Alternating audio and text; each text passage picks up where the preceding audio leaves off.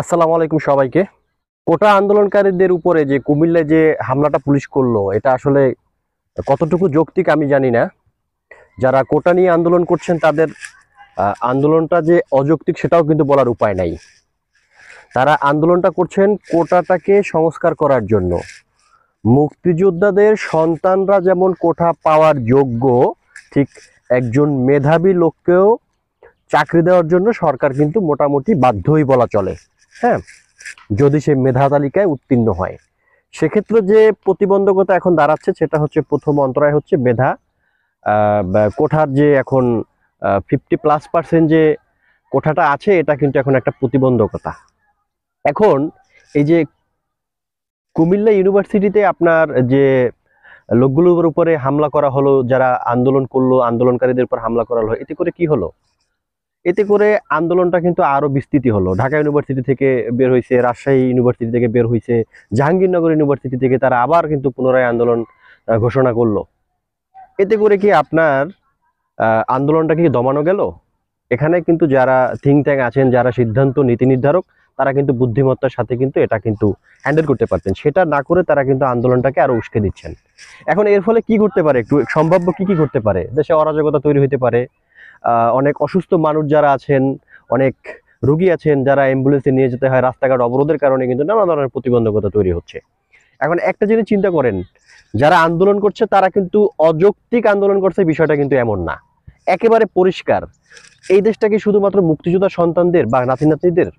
এ দেশটা কি মেধাবীদের নয়? তারা কি এই দেশের সন্তান নয়?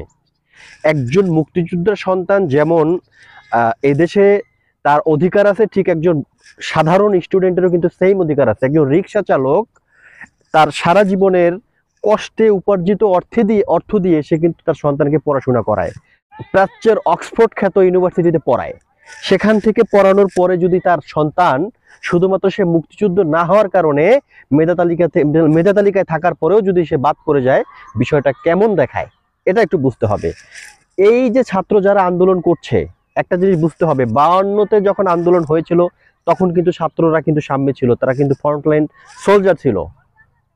হ্যাঁ, 71-এ মুক্তিযুদ্ধের সময়, 69 গণ অভ্যুত্থান, তারপরে হচ্ছে আপনার গিয়ে 90-এর স্বৈরশাসক আন্দোলন, সবকিছুতে কিন্তু স্টুডেন্টদের কিন্তু ব্যাপক একটা ভূমিকা আছে। সেক্ষেত্রে স্টুডেন্টদেরকে যদি আপনার ফুসকে দেওয়া হয়, সেক্ষেত্রে কিন্তু পরিণতি খুব একটা ভালোর দিকে যায় না। এগুলো কিন্তু আমরা ইতিহাস কিন্তু বলে এগুলাই।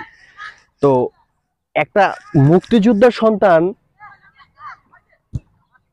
একজন মুক্তিযোদ্ধার সন্তান কোঠা পাবে এটা স্বাভাবিক, কিন্তু নাতি নাতনিরা পর্যন্ত পাবে এটা আসলে একদম মেনে নেওয়ার মতন না। এটা মেনে নিতে পারছেন না এদেশের সাধারণ জনগণ, কিংবা যারা খোদ মুক্তিযোদ্ধা তারাও কিন্তু বিষয়টাকে অতি বাড়াবাড়ি পর্যায়ে দেখছেন। তো আমার মনে হয় এই বিষয়গুলোকে সামনে রেখে যতটুকু সম্ভব দ্বিপাক্ষিক একটা আলোচনার মাধ্যমে, কিংবা যারা নীতি নির্ধারক আছেন তারা এটাকে আপনার চাইলে কিন্তু সংস্কার করতে পারেন।